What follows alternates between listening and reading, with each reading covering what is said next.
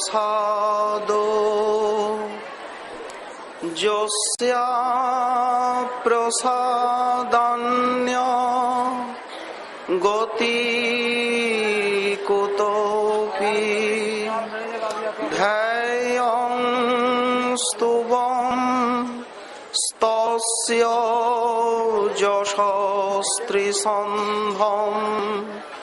বন্দে গুরশ্রী চরণারবিন্দম আজানুলম্বিত ভুজৌ কনকাবদাতৌ সংকীর্তনৈকপিতরৌ কমলায়তাক্ষৌ বিশ্বম্ভরৌ দ্বিজবরৌ যুগধর্মপালৌ বন্দে জগৎপ্রিয়করৌ করুণাবতারৌ নমস্ত্রিকালসত্তায় জগন্নাথসুতায় চ সভৃতায় সপুত্রায় সকলত্রায় তে নমঃ বর্হাপিরাভিরামং মৃগমদতিলকং কুণ্ডলাক্রান্তগণ্ডং কঞ্জাক্ষং কম্বুকণ্ঠং স্মিতসুভগমুখং স্বধরেণস্তবেনুং শ্যামং শান্তং ত্রিভঙ্গং রবিকরবসनं ভূষিতং বৈজয়ন্তা বন্দে বৃন্দাবনস্থং যুবতীশতবৃতং ব্রহ্মগোপালবেশং তপ্তকাঞ্চন গৌরাঙ্গী রাধে বৃন্দাবনেশ্বরী বৃষভানুসুতে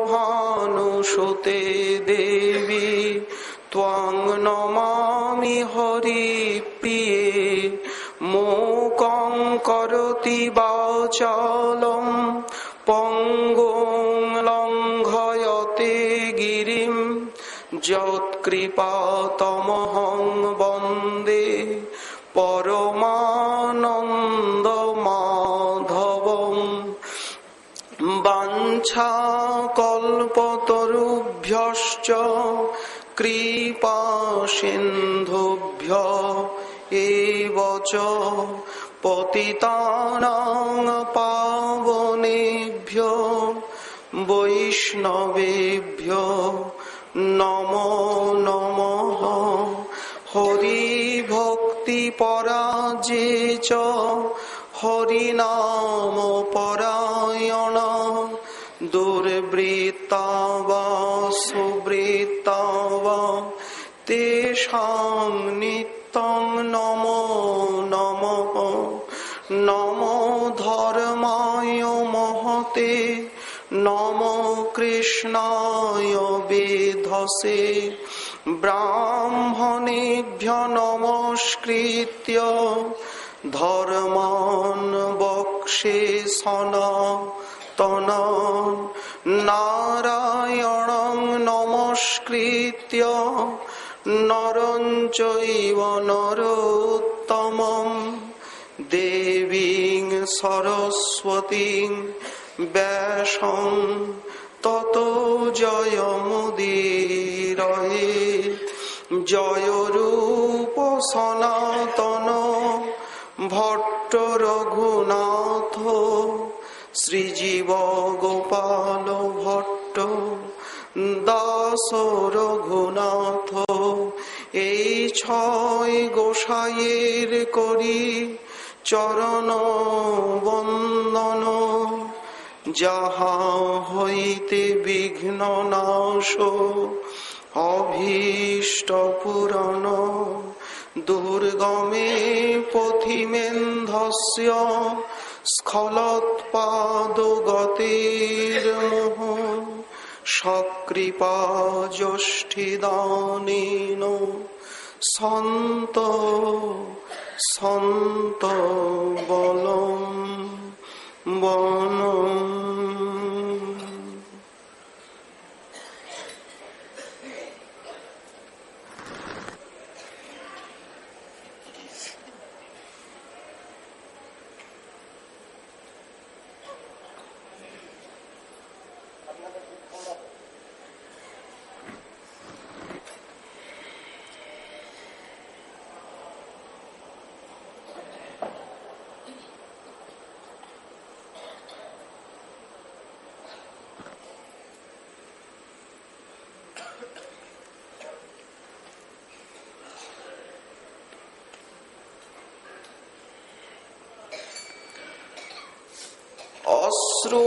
অশ্রূণাং কিমপি প্রবাহৈক্ষৌণিং পুরপঙ্কিলাং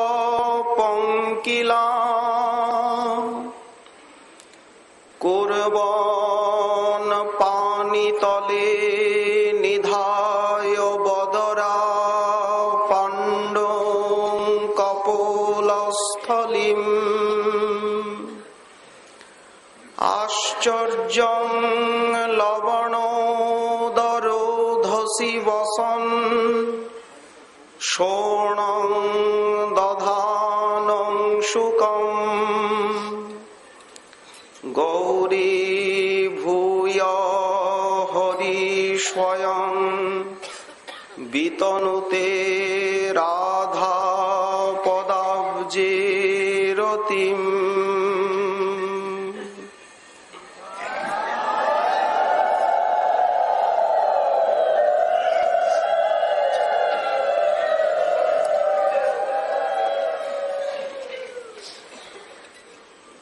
কলিযুগ পাবনাবতার প্রেম পুরুষোত্তম করুণা সিন্ধু শ্রী শ্রীমন মহাপ্রভুর পরম অন্তরঙ্গ প্রিয় পার্ষদবর্য শ্রীল প্রবোধানন্দ সরস্বতী চরণ, তার শ্রী শ্রী চৈতন্য চন্দ্রামৃতম নামক মহাগ্রন্থে 135 সংখ্যক শ্লোকে শ্রীমন মহাপ্রভুর যে অপরূপ সন্ন্যাস লীলার রস রহস্য, সেই যে নীলাচলে লবণাম্বুধি তটে রাধা ভাব বিভাবিত শ্রী শ্রী সন্ন্যাসী শিরোমণি শ্রীকৃষ্ণ চৈতন্য মহাপ্রভু, সেই স্বরূপটি এই শ্লোকে বর্ণনা করছে। আমরা এই প্রসঙ্গে মহাপ্রভুর যে সন্ন্যাসের কারণ জীব উদ্ধার লীলা, যাকে মহাজন বহিরঙ্গ কারণ বলে আখ্যা দিয়েছেন। গৌরলীলার দুটি প্রয়োজন, বাহ্য প্রয়োজনটি আমরা সবাই সহজেই বুঝতে পারি, বোঝা যায়। কলিযুগের যুগধর্ম নাম সংকীর্তন সব প্রবর্তাইলেন শ্রীকৃষ্ণ চৈতন্য নারায়ণ। ব্যাসাবতার বৃন্দাবন দাস ঠাকুর বলছে, সেই প্রেমদান লীলা সর্বত্র নাম সংকীর্তনের এবং কৃষ্ণ ভক্তির প্রচার, এটি গৌরলীলার বহিরঙ্গ কারণ। রামানন্দ রায় গোদাবরী তটে যখন প্রভুকে সাক্ষাৎ রসরাজ মহাভাব মিলিত মূরতি রূপে অনুভব করলেন, তখন অবতার রহস্য হৃদয়ঙ্গম করে বললেন, প্রভু তোমায় চিনতে পেরেছি। মুখ্য কার্য হয় তোমার রাধা প্রেম রস আস্বাদন, কিন্তু এই মুখ্য কার্যটি অত্যন্ত নিগূঢ়। একমাত্র শ্রীল স্বরূপ দামোদরই এই রহস্য জানেন, এবং শ্রীমন মহাপ্রভুর কৃপায় শ্রীল রূপ এবং রঘুনাথ এই তত্ত্বের বেত্তা। জগতে আর কেউই এই রহস্য অবগত নন যে গৌরলীলার একটি মুখ্য প্রয়োজনও আছে, সেটি রাধা প্রেম রস আস্বাদন। আনুষঙ্গিক উদ্দেশ্যটি কি? আনুষঙ্গে প্রেমময় কৈলা ত্রিভুবন, ত্রিভুবনকে প্রেমময় করতে কলিযুগের জীবের দুঃখ দুর্দশায় ব্যাকুল হয়েই প্রভুর সন্ন্যাস গ্রহণ। অপরদিকে বৈরাগ্য বিদ্যা নিজ ভক্তি যোগম শিক্ষার্থমেক পুরুষ পুরাণ। সার্বভৌম ভট্টাচার্যের অনুভূতি। শ্রীকৃষ্ণ চৈতন্য শরীরধারী কৃপাম্বুদীজ স্তমহং প্রপদ্যে। যিনি কৃপাম্বুদি, অপার করুণা নিলয়, করুণা বরুণালয়। ভগবান করুণাময়, এটি সকলে জানেন, কিন্তু সেই করুণার অভিব্যক্তি গৌরলীলায় যেভাবে হয়েছে, কোন লীলাতে তা হয়নি।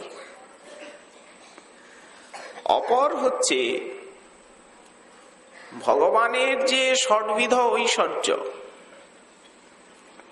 তার ভিতরে বৈরাগ্য অন্যতম। ছয়টিকেই তো ভগ বলে। ভগ আছে যার, তিনি ভগবান। যেমন ধন আছে যার, তিনি ধনবান রূপবান। সেই ভগের ভিতরে আবার বৈরাগ্য শ্রেষ্ঠ। কিন্তু বৈরাগ্যকে এইভাবে বহিঃপ্রকাশ করে তিনি বিশ্বজীবের সামনে কোন অবতারে দেখাবার সুযোগ পেয়েছেন কি? হ্যাঁ, আমরা জানি কপিল অবতারে মাতাকে উপদেশ দিয়ে চলে গেলেন সেই গঙ্গা সাগর সঙ্গমে ভগবান কপিল দেব। একটা ত্যাগ দেখালেন। ঋষভ অবতারে তিনি রাজা, অথচ শতপুত্রকে ত্যাগ করে, প্রজাজনকে ত্যাগ করে অপরূপ পরমহংস পদবী দেখালেন। পৃথু অবতারে বানপ্রস্থ জীবন গ্রহণ করে ত্যাগের আদর্শ উপস্থাপিত করলেন। রাম অবতারে পিতৃসত্য পালনের জন্য বনে বনে 14 বর্ষ ভ্রমণ করে কত ক্লেশ সহন করলেন, ফলভোজী ভূতলসায়ী হয়ে। শেষে সীতা দেবীকেও ত্যাগ করলেন। অন্তরঙ্গা শক্তি জননী জানকী ত্যাগ তো করলেন। করলেন, কিন্তু তার সেই বনবাস ক্লেশ অনুভব করে নিজে রাজভোগ শূন্য হয়ে মর্যাদা পুরুষোত্তম শ্রীরামচন্দ্র বৈরাগীর মতো জীবন যাপন করতে লাগলে। শয্যায় শয়ন করেন না, ভূতলশায়ী। ঠিক শ্রীকৃষ্ণ লীলায় বৈরাগ্যের চিহ্ন তেমন কিছু দেখা যায় না। 16,108 মহিষী নিয়ে ঠাকুরের মধুর গার্হস্থ লীলা নারদকেও মোহিত করে। বৃন্দাবনে অপূর্বতার শৃঙ্গার রস খেলা। কিন্তু একটা কথা, সেই যে সরৈশ্বর্যের সারতম যে বৈরাগ্যশ্রী, ভক্তির কথা আলাদা। সেই বৈরাগ্যকে স্বয়ং আচরণ করে ভগবান কোন লীলায় কি দেখিয়েছেন, এই নিয়ে একটা সমীক্ষা হওয়া উচিত কিনা, এই জাতীয় প্রশ্ন মনে আসা স্বাভাবিক কিনা। আচ্ছা বলুন দেখি, কোন অবতারে ভগবান কি নিজে আনুষ্ঠানিক সন্ন্যাস নিয়েছেন? কই?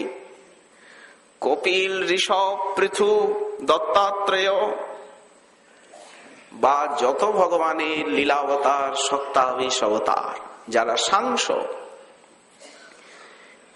বামন অবতারে মৌখিক বৈরাগ্য দেখিয়েছেন। ত্রিপাদ ভূমির অধিক আমি নেব না, ব্রাহ্মণের সন্তোষী হচ্ছে শ্রেষ্ঠ ধন। এতটুকুতে যার তৃপ্তি নাই, তার এততেও তৃপ্তি হবে না। এই তো বড় বড় কথা বললেন। কিন্তু ঠাকুর, আমরা দেখে নিলাম তুমি কত অতৃপ্ত। সারা ত্রিলোককে নিয়েও তোমার তৃপ্তি হলো না।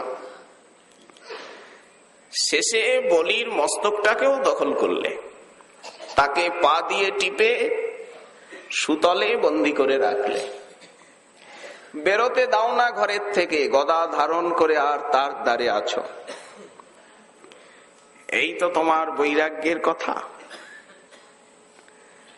আচ্ছা, কিন্তু কি কহিব কত শত তুয়া অবতার।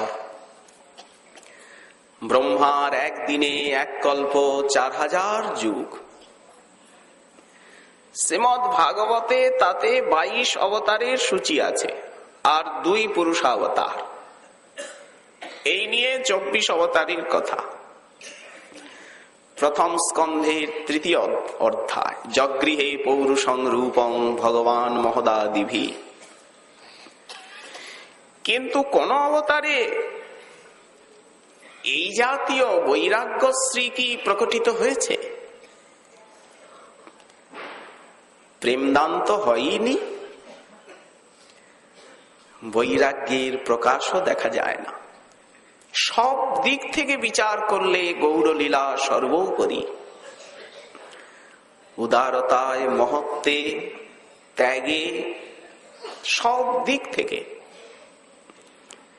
কি কহিব কত শত তুয়া অবতার। কিন্তু একলি গৌরাঙ্গ চাঁদ পরানো হামার। গৌরাঙ্গ বলতে কেন আপনার চোখে জল আসে? কেন পুলকিত হয় তনু? কেন অন্তরে অপরূপ আনন্দের বন্যা বয়ে যায়? উত্তর কি? না, এর ভিতরে রহস্য লুকায়িত আছে।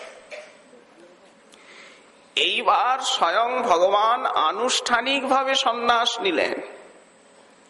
দেখুন, দণ্ডকমণ্ডল ধারণ করলেন, গৈরিক পড়লেন। নিজে নয়, ঋষভদেব তো নিজের ইচ্ছায় নিয়েছেন। ওটা সন্ন্যাস নয়, বানপ্রস্থের থেকে উনি অবধূত হয়ে গেছেন।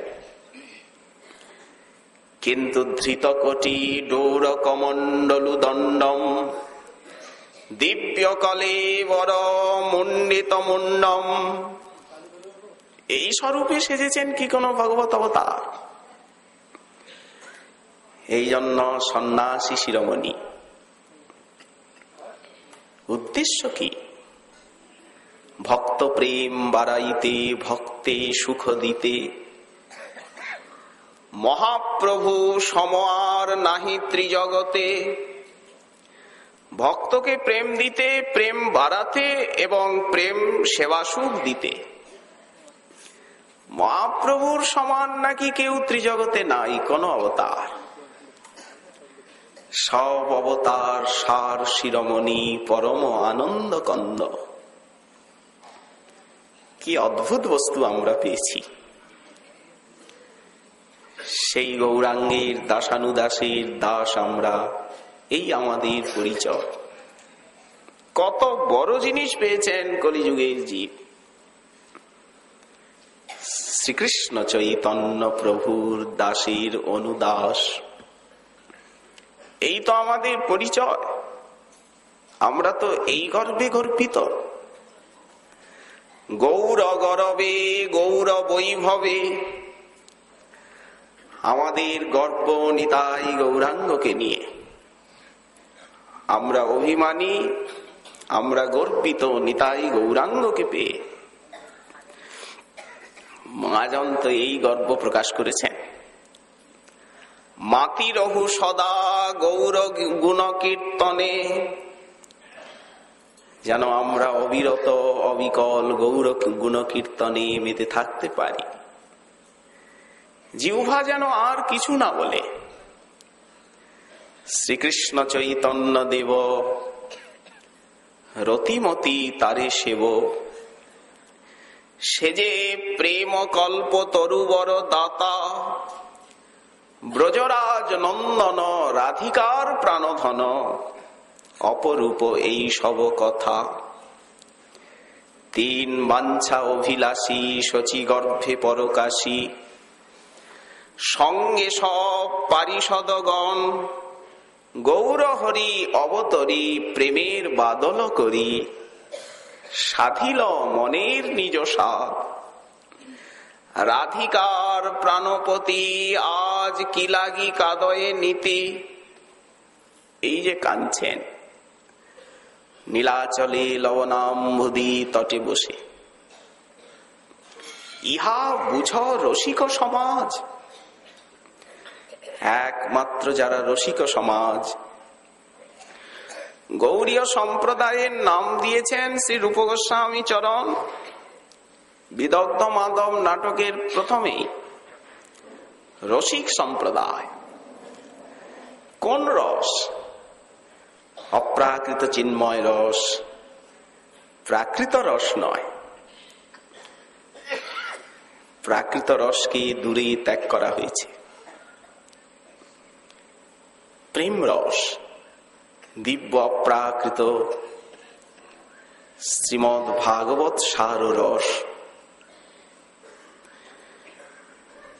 বিশ্বজীবকে কৃপা করতে, প্রেম দান করতেই প্রভুর সন্ন্যাস লীলা। ভাগবতে 4টি শ্লোকে শ্রীমন মহাপ্রভুর কথা আছে। করভাজন ঋষির উক্তিতে, এক আসন বর্ণাস্ত্রয়োঝস্য গৃহ্ণত অনুযুগং তনু। এই শ্লোক কৃষ্ণ বর্ণং তিসা কৃষ্ণম, এই এক শ্লোক। ধ্যেয়ং সদা পরিভবগ্নম অভীষ্ট দোহম, এই এক শ্লোক। ত্যক্ত্বা সুদুস্ত্যজ সুরেপ্সিত আর্য লক্ষ্মীম, ধর্মিষ্ঠ আর্য বচসা যদগাদরণ্যম। মায়া মৃগং দ্বৈতেপ্সিতমন্ন ধাবৎ, বন্দে মহাপুরুষতে চরণারবৃন্দম। এই শ্লোকে মহাপ্রভুর বৈরাগ্যের এবং করুণার প্রশংসা করা হলো। কোন অবতারে ভগবান এই প্রকার আনুষ্ঠানিক ভাবে দণ্ডকমণ্ডলধারী গৈরিকাম্বর পরে ভিখারি সেজে আর নাম প্রেম প্রচার করেছেন, বিশ্বের ইতিহাসে তা মেলে না, একমাত্র গৌরাঙ্গ ছাড়া। হে ধর্মিষ্ঠ, হে মহাপুরুষ, এই জন্য মহাপ্রভু বলা হলো। কোন ভগবত অবতারকে মহাপ্রভু বলা যায় না, কোন মহাপুরুষকে মহাপ্রভু বলা যায় না। একমাত্র মহাপ্রভু গৌর সুন্দর, মহাবতারী একমাত্র গৌর সুন্দরী। অন্য কাউকেই এই বিশেষণে বিশেষিত করা যায় না। হে মহাপুরুষ, ধর্মিষ্ঠ কেন? অনন্ত যে ভগবত অবতার তারা সকলেই ধার্মিক, উদার, কিন্তু তুমি তাদের ভিতরে সর্বশ্রেষ্ঠতম, তাই হে ধর্মিষ্ঠ। আর্য বচসা, বাহ্য দৃষ্টিতে মনে হবে যেন রামচন্দ্রের স্তুতি হচ্ছে। আর্য বচসা, সেই দিন ওই যে ব্রাহ্মণ শ্রীবাসের মন্দিরে কীর্তন দর্শনের উৎকণ্ঠা নিয়ে গিয়েছিলেন, প্রভু কিন্তু বহিরঙ্গ লোক যাতে প্রবেশ না করে কপাট দিয়া কীর্তন নর্তন করতেন। শ্রীবাসের শাশুড়িকে দেখতে দিলেন না, লুকিয়েছিলেন। আচ্ছা, সেই পয় পানকারী বিপ্র, তাকে রেখেছেন বলে প্রভুর কত ক্রোধ। পয় পানে আমাকে মেলে, জল খেলে আমায় মেলে, প্রেম চাই, একমাত্র আমি প্রেমের বশ। কত কথা বললেন, লজ্জিত হলেন সেই তপস্বী প্রবর। সেই দিন ব্রাহ্মণ গিয়ে দেখলেন কপাট বন্ধ। কে খুলবে? ভিতরে বিপুল কীর্তন নর্তন, কে কার হাক ডাক শোনে? এই জগতে কি কেউ আছেন তখন? সহসা নিমাই চাঁদ গঙ্গার ঘাটে স্নান করছিলেন। ভগবদ ইচ্ছা, লীলা শক্তির প্রেরণা। ব্রাহ্মণ গিয়েছেন স্নান করতে, নিমাই চাঁদের সঙ্গে দেখা। দারুণ ক্রুদ্ধ হয়ে গেলেন, নিজের যজ্ঞোপবীত ছিন্ন করে আর অভিশাপ দিলেন। প্রভু বিপ্রসাদকে মাথা পেতে নিলেন। সর্বসমর্থ ব্রহ্মণ্যদেব, গোব্রাহ্মণ হিতকারী, ঠিক যেমন দ্বারকার উপকণ্ঠে সেই ঋষিগণ অভিশাপ দিয়েছিলেন সাম্যের আচরণে রুষ্ট হয়ে। বলুন তো আপনারা সর্বজ্ঞ সবাই, এই স্ত্রী কি প্রসব করবে? এখন গর্ভবতী অন্তঃসত্ত্বা, জিজ্ঞাসা করতে লজ্জা করছে কমললোচনা। এর গর্ভে কি সন্তান হবে? ঋষিগণ রেগে গেলেন, ওরে মন্দ, তোদের কুলনাশক মুসল প্রসব করবে। তাড়াতাড়ি কাপড় খুলেছে, পেটে তো কাপড় জড়িয়ে আর স্থূল করেছিল, দেখছে মুসল। অন্যথা করলেন না দ্বারকানাথ, বিপ্রবাক্যকে মাথা পেতে নিলেন। যদুকুল সংহার। তাই আর্য বচসা ব্রাহ্মণ অভিশাপ দিলেন, তোমার সংসার সুখ হবে না। যদ অরণ্য মগাত, সেই হেতু উনি সন্ন্যাস আশ্রম অবলম্বন করলেন। এটা একটা কারণ হলো, কিন্তু লীলায় একটা কারণ। কি ত্যাগ করলেন? যাদের কিছু নাই তারা আবার কি ত্যাগ করবে? যদি বলা যায় যে অমুকে খুব ত্যাগী, মহাশয় ভিক্ষুক আবার কি ত্যাগ করবে? যার অনেক কিছু আছে তার ক্ষেত্রে ত্যাগ শব্দটা প্রযোজ্য হয়, যার কিছুই নাই তার আবার ত্যাগ কি? কি ত্যাগ করলেন ইনি? নিজের স্বরূপ শক্তি, ভূশক্তি যে দেবী বিষ্ণুপ্রিয়া পতিব্রতা, মাত্র 14 বর্ষীয়া পতিগত প্রাণা প্রিয়াজিকে অবহেলায় ত্যাগ করলেন। অবহেলে। তাই সুদুস্ত্যজ সুরেপ্সিত রাজ্য লক্ষ্মী বিশ্বনাথ চক্রবর্তী পাদ এই শ্লোকের অপূর্ব টিকা করেছেন। প্রিয়াজিকে প্রভু অবহেলেতে, অর্থাৎ যেন অতি সহজ স্বাভাবিক ভাবে ত্যাগ করলেন। অরণ্য মগাত, বৃন্দাবনে যাব। আচ্ছা, কাদের পেছনে পেছনে ছুটলেন? মায়াম মৃগম, মায়াং মৃগতীতি মায়াম মৃগ, যারা মায়াকে খুঁজে বেড়ায়। মায়া বলতে কনক কামিনী প্রতিষ্ঠা বাঘিনী, ছাড়িয়াছে যারে সেই তো বৈষ্ণব। সেই কনক কামিনী প্রতিষ্ঠা বাঘিনীকে যারা খুঁজে বেড়ায়, ওইটাই যাদের প্রাণ, তারা হচ্ছেন মায়ামৃগ। সেই যে মায়ামৃগ অর্থাৎ মায়াবদ্ধ জীব, মহাচ্ছন্ন জীব, তাদের প্রতি যার দয়া আছে সে হচ্ছে মায়ামৃগং দয়ী। দয়া অশ্ব অস্তি দয়ী, তস্য ভাব দয়িতা। অর্থাৎ সেই মহান্ধ জীব যারা, তারাই তার একমাত্র প্রিয়। কলিযুগের যে মহান্ধ জীব, নিতান্ত পাপ তাপে আবদ্ধ, কলুষিত চিত্ত, বিষয় বিদূষিতাশয়, তারাই হলো তার একমাত্র প্রিয়। সত্যযুগের মানবগণ এত প্রিয় হলেন না। আশ্চর্য তো এই সন্ন্যাসীর চরিত্র। যারা ত্যাগী সন্ন্যাসী তারা বিষয়ী লোকের হাওয়াটাও লাগাতে চান না। কেন? হৃদয় অন্ধকার হয়ে যাবে। একটা দৃষ্টান্ত আছে। এক মহাপুরুষ গিরিরাজ পরিক্রমা করছেন নির্জনে।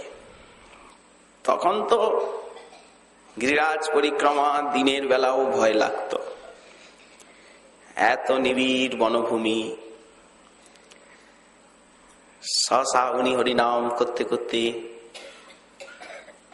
নীরব নিস্তব্ধ বনবীথির মধ্যে দিয়ে পরিক্রমা করছে। মনটা আপনি যেন কোন অজানা রাজ্যে তলিয়ে যায় পরিবেশের গুণে। সহসা ওনার মনে এলো কি, আমি যদি একটা আশ্রম করতে পারতাম, সুন্দর একটা আশ্রম করব, বিগ্রহ সেবা হবে, বৈষ্ণব সেবা হবে, কীর্তন নর্তন, কত লোকজন, কত ভালো লাগবে। হঠাৎ বিবেক বলল, তুমি না নিষ্কিঞ্চন, তুমি না নিষ্কপর্তক, এইগুলি করতে গেলে তো ধনবল জনবল চাই। তো যেখানে ধনের সম্পর্ক, জনের সম্পর্ক, সেইখানেই মায়া এসে ঢুকবে কোন ছলে? বোঝাও যাবে না। ভজনশীল তো। সহসা ওনার মনে হলো, আমার চিত্তে এই বাসনাটা কেন এলো? গিরিরাজ পরিক্রমা করছি এত আনন্দে হরিনাম করতে করতে, সহসা আমার একটা আশ্রম করবার, বৈষ্ণব সেবা করবার এইরকম একটা বাসনা কেন জাগলো চিত্তে? হঠাৎ পিছন ফিরে তাকিয়েছে।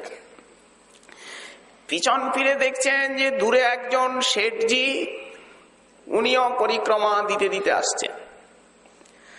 হাওয়া বইছে না, বাতাস, সেই বাতাসটা উনি তো আগে আগে ওনার অঙ্গে এসে লেগেছে।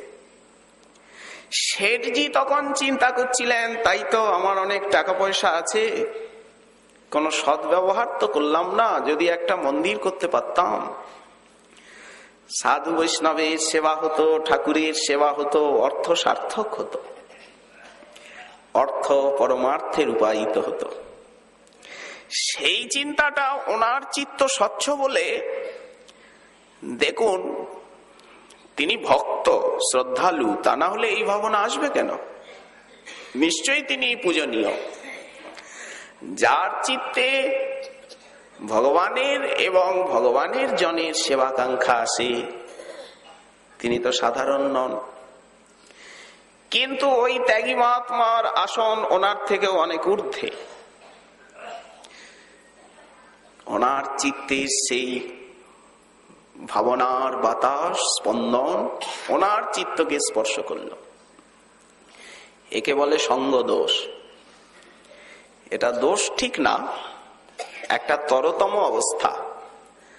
যেমন বলা যেতে পারে কি, প্রাথমিক শিক্ষা, মাধ্যমিক শিক্ষা, উচ্চ মাধ্যমিক শিক্ষা তরতম আছে তো, তেমনি মহতেরও তরতম আছে, ভজনেরও তরতম আছে। সবই তো শিক্ষা, কোনটাকে তো আপনি অবহেলা করতে পারেন না। সবই তো ভজন, সবই তো সেবা, সবই তো মঙ্গলকর। আপনি কোন অঙ্গটাকে অবজ্ঞা করবেন, কাকে অবজ্ঞা করবেন? অপরাধীর পঙ্কে নিপতিত হতে হবে। সাধু সাবধান। উনি যখন অনুভব করলেন, ওহো, এই কারণেই তাড়াতাড়ি উনি সেই রাস্তা ছেড়ে অন্য রাস্তায় পা দিলেন। ছি ছি, ধিক্কার, আমাকে ধিক্কার। আমার মনে এই দুর্বাসনা জাগলো। ওটা দুর্বাসনা নয়, ওটা অত্যন্ত মঙ্গলকর বাসনা। কিন্তু ভগবৎ চরণারবিন্দে সোজাসুজি যাওয়ার প্রতিবন্ধক। সময় লাগবে ওই রাস্তায় গেলে, অনেক সংগ্রাম করে যেতে হবে। বেশ, একে বলে সঙ্গদোষ। আচ্ছা, তাহলে যারা সাধু মহাত্মা, ত্যাগী বিরাগী, তারা সাধারণত বিষয়ী লোককে এড়িয়ে চলেন। কেন এড়িয়ে চলেন? ভজনকে সুরক্ষা করবার জন্য। ঠিক যেমন পতিব্রতা রমণী অসূর্যম পশ্যা, পরপুরুষের থেকে সাবধান থাকেন। তাকে নিজেকে নিজে রক্ষা করতে হয়, সবসময় ভয় থাকে রমণী জাতির। ঠিক সেই প্রকার যারা যথার্থ সাধক, সতত তারা ভীত। কেন? এক, সেবাপরাধ, নামাপরাধ। দুই, অভিমান। তিন, বাসনা। এই জন্য মহাজন বললেন যে ভজন করতে গেলেই তিনের সঙ্গে দেখা হবে। এই তিনের সঙ্গে যখন দেখা হবে, যদি তিনের সঙ্গে কথাবার্তা বলতে বলতে রাস্তায় আর কেউ মজে গেল, তো সময় চলে গেল, আয়ু সূর্য অস্ত গেল। চলি রে ভাই এই বেলা। আয়ু তো একটা নির্দিষ্ট সময় ব্যাপী। কে সেই তিন? না লাভ, পূজা এবং প্রতিষ্ঠা। ভজন করলেই, একবার কৃষ্ণ নাম করলেই এই তিনের সঙ্গে দেখা হবে। আর একটু বেশি করলে তো কথাই নাই, ওরা পেছনে পেছনে ঘুরবে। কাকে লাভ বলে?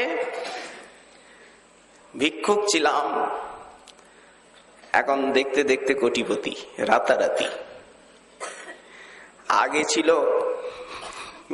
ছাদে, বলি চালে খড় ছিল না,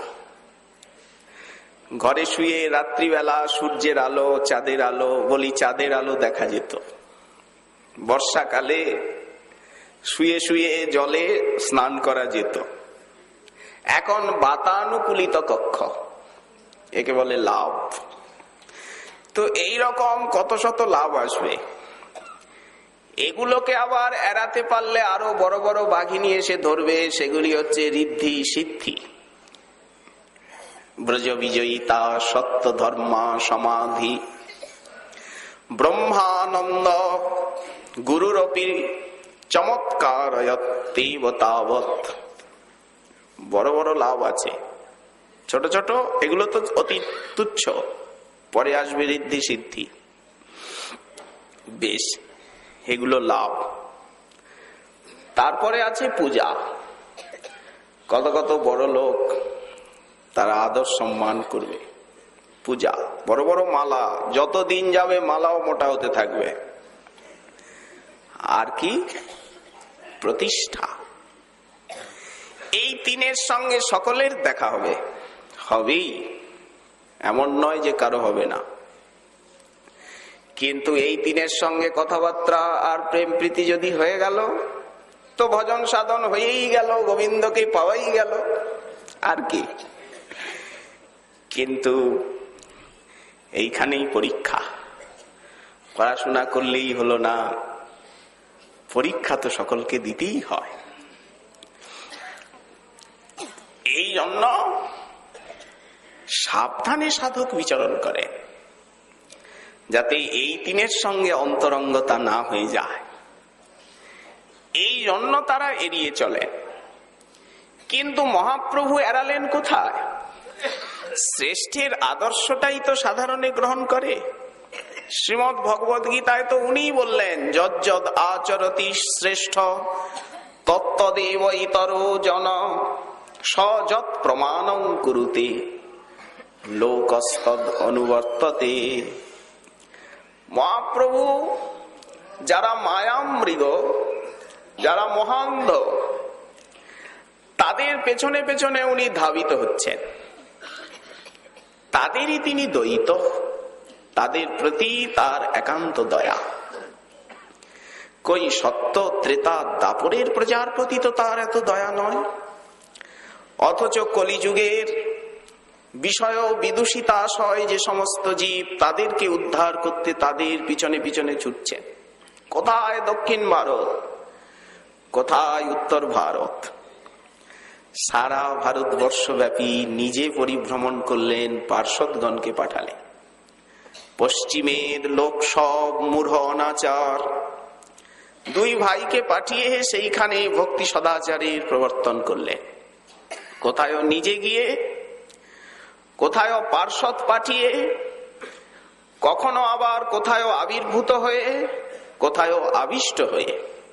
কত ভাবে কৃপা। নকুল ব্রহ্মচারীর দেহে আবিষ্ট হলেন সেই দেশকে উদ্ধার করতে। আর 5 স্থানে তো, কয়েকটা স্থানে তো সর্বদাই আবির্ভূত হচ্ছেন, অনুরাগে ডাকা মাত্র। শ্রীবাসঙ্গনে আর শচীর রন্ধনে, নিতাই নর্তনে আর রাঘব ভবনে। এইখানে প্রভুর পুনঃ পুনঃ আবির্ভাব হচ্ছে। আর নীলাচলে বসে সপ্তখণ্ড নবদ্বীপের যত আছেন সবাই নররূপ ধরিয়ারে এসে দর্শন করে প্রেম পেয়ে যাচ্ছে। তো মায়া মৃগং দয়িতে শীতমন্ন ধাবত। এইভাবে মায়া মৃগগণের পিছনে ভগবান কোনদিন ছুটেছেন কি? ভগবান ভক্তের পেছনে ছোটেন। ভাগবতে তিনি নিজেই বলেছেন উদ্ধবকে, অনুব্রজ্যামহং নিত্যম পুয়ে অত্রং রেণুভি। যারা নিষ্কিঞ্চন প্রেমাকাঙ্ক্ষী, আমার ভক্ত, প্রেম ছাড়া কিচ্ছু চান না, আমি তাদের পিছনে পিছনে পিছনে পিছনে ঘুরি। কেন ঘুরি না? তারা আমাকে সবকিছু দিয়েছেন, আমি তাদেরকে কিছু দিতে পারিনি। কি করে দেব? তারা তো কিছু নেবে না। মহাপ্রভু শ্রীধরকে সবকিছু দিতে চাইলেন, সব সিদ্ধিগুলি তোমার দাসী করে দেব। শ্রীধর বললেন, ঠাকুর কথা আর বলবে না। কি চাও তুমি?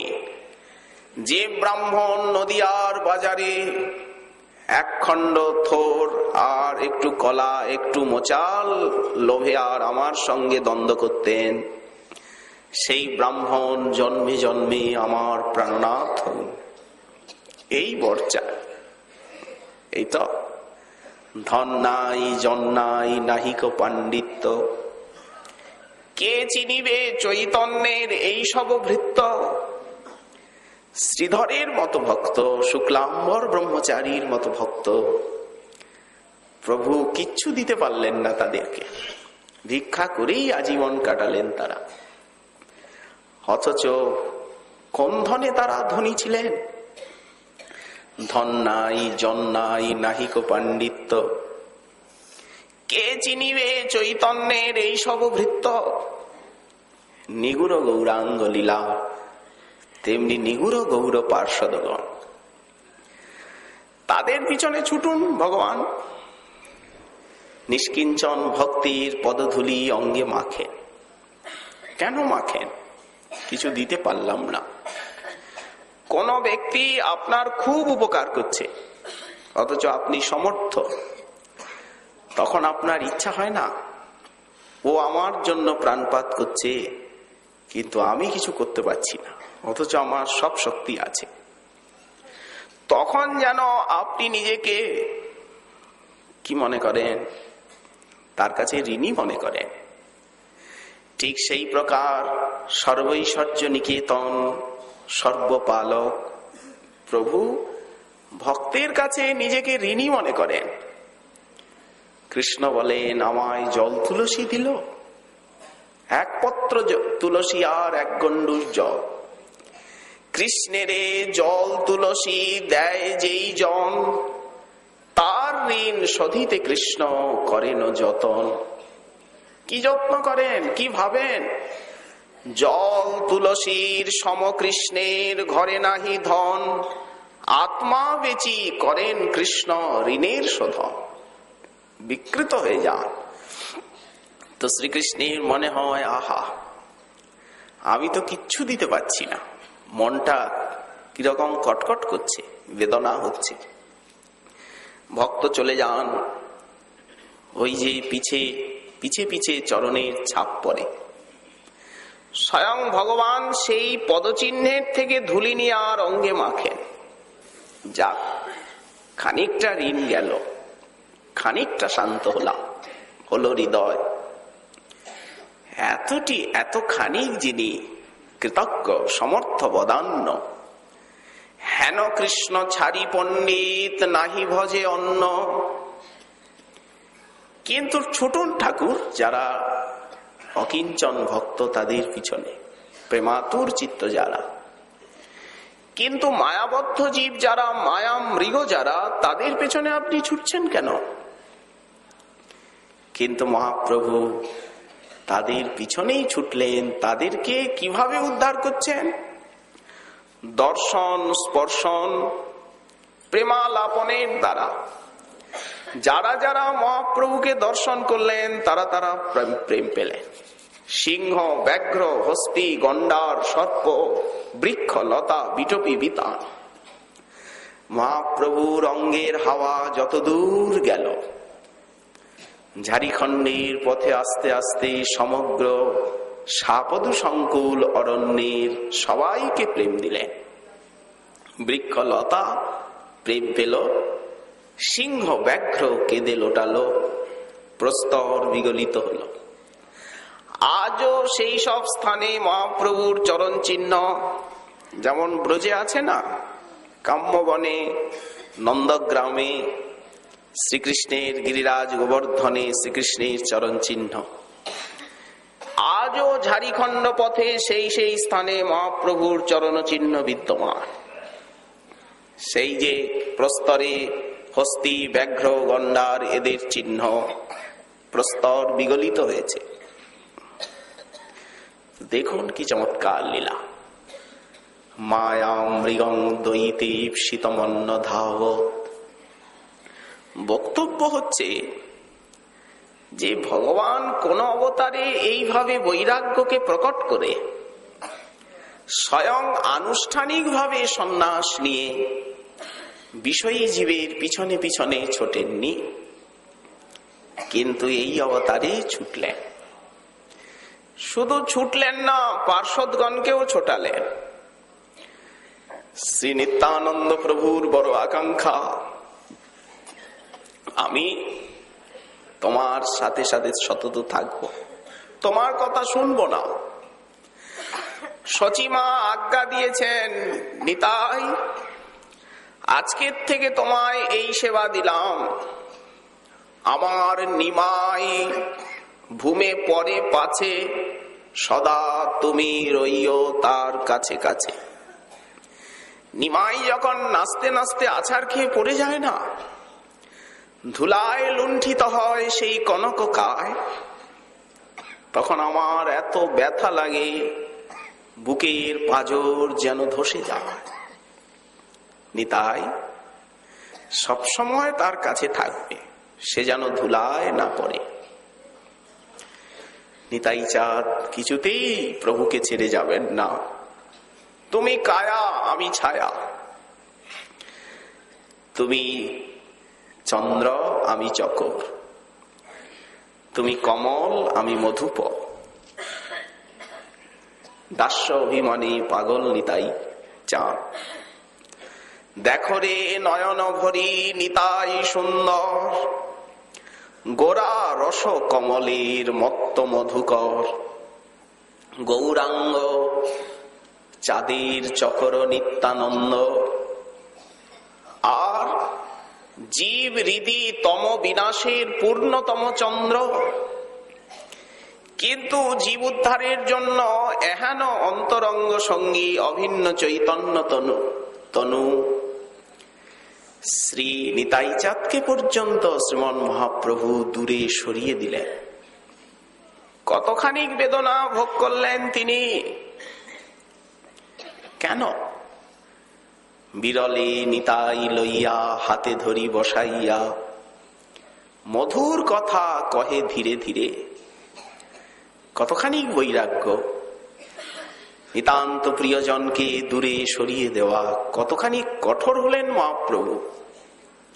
শুধু দূরে সরিয়ে দেওয়া নয়, শ্রীপাদ আপনি প্রতি বৎসর আসতে পারবেন না। নিতাই চাঁদ নিষেধ মানেন না, আজ্ঞা লঙ্ঘন করে করে চলে যান। প্রভু আরো কঠোর হন। আপনাকে বলেছি না, আপনি স্থিরভাবে গৌরদেশে থেকে আর অনর্গল নাম প্রেম প্রচার করুন। প্রতি বৎসর আপনার আসবার দরকার কি এখানে? বিরলে নিতাই লইয়া হাতে ধরি বসাইয়া, মধুর কথা কহে ধীরে ধীরে। জীবেরে সদয় হইয়া হরিনাম লওয়াও গিয়া। যাও শ্রীপাদ সুরধ্বনি তীরে। এখানে কেন? তুমিও রহিবে যদি মুনি ধর্ম করি, আপন উদ্দাম ভাব সব পরিহরি। কে তুমি?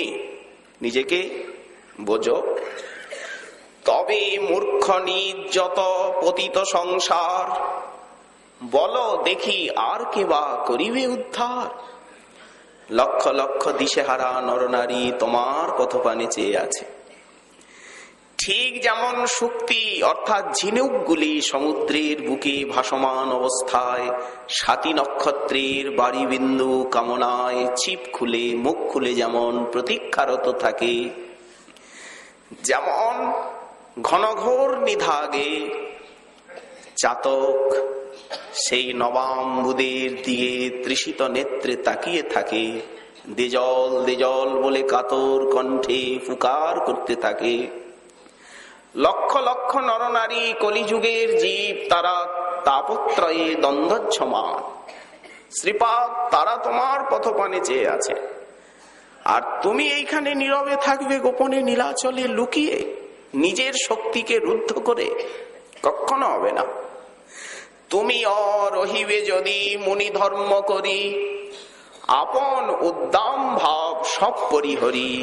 তবে মূর্খ নিজ যত পতিত সংসার, বলো দেখি আর কে বা করিবে উদ্ধার। কৃষ্ণ প্রেম দাতা তুমি, তুমি সম্মরিলে, বলো তবে অবতার কি নিমিত্ত করিলে?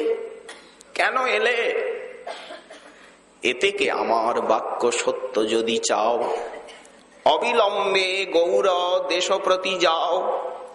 প্রভু কহে নিত্যানন্দ, চুপ করে কেন? নয়নে জল কেন? বুকটাকে শক্ত করো। সব জীব হইল অন্ধ, কেহ তো না পাইল হরিনাম। এক নিবেদন তোরে, তুমি নয়নে দেখিবে যারে, কৃপা করি লওয়াইবে নাম। তুমি যাকে নয়নে দেখবে, কি বালক, কি বৃদ্ধ, কি পুরুষ নারী, সকলকে তোমায় প্রেম দিতে হবে। নয়নে দেখিবে যারে, কৃপা করি লওয়াইবে নাম। হয়তো তুমি বলতে পারো যে প্রভু সেই দেশে আর পাঠাবেন না, ভয়ঙ্কর দেশ, কেউ কৃষ্ণ বিষ্ণু মানে না, উপহাস করে, বহির্মুখের দল সব। প্রভু সেই উগ্র দেশে পাঠাবেন না আর। প্রভু বলছেন তা বললে হবে না। কুমতি পড়ুয়া জন, তার্কিক পাষণ্ড গণ, তারা জন্মে জন্মে ভক্তি বিমুখ। ওরা এক জন্মে ভক্তি বিমুখ নয়, জন্মে জন্মে। কৃষ্ণ প্রেম দান করি বালক বৃদ্ধ পুরুষ নারী। কেউ বাকি প্রেম দানে? আমরা বিচার করি, কিন্তু মহাজন বললেন বর্ণের বিচার নেই আজ, আশ্রমের বিচার নেই, ধনী দরিদ্রের বিচার নেই, অজ্ঞ বিজ্ঞের বিচার নেই, স্থানকাল পাত্রীর বিচার নেই, অধিকার অনধিকারের বিচার নেই। বরণ আশ্রম কিঞ্চন অকিঞ্চন, কারো কোনো দোষ নাহি গণে। একে দেওয়া যাবে কি দেওয়া যাবে না, এ কোন বর্ণের, কোন আশ্রমের, কি যোগ্যতা, কি অধিকার। গৌরাঙ্গের যুগে সেই বিচার বন্ধ। যখন বন্যা আসে তখন বন্যার জল কি বিচার করে যে অমুকের ঘরকে ডোবাবো, অমুকের ঘরকে ডোবাবো না? বন্যার জলের এ বিচার থাকে না।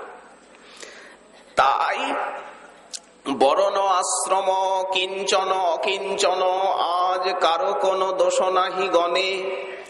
কমলা শিব বিধি দুলহ প্রেম নিধি, দান কয়ল জগজনে। সেই দুর্লভ প্রেম দান করছে। বালক বৃদ্ধ পুরুষ নারী, তুমি খণ্ডাইও সবাকার দুঃখ। নাম সংকীর্তন রসে ভাসাইও গৌর দেশে, পূর্ণ করো সবাকার আশ। কেউ যেন বঞ্চিত না থাকে, আমাকে কৈফত দিতে হবে। আচ্ছা, হেন কৃপা অবতারে, উদ্ধার নহিল যারে, কি করিবে বলরাম দাস? এত প্রাণপ্রিয় নিতাই চাঁদকে দূরে সরিয়ে দিলেন।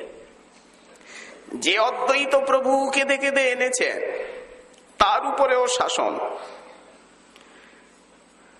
আপনি অনর্গল প্রেম প্রচার করুন।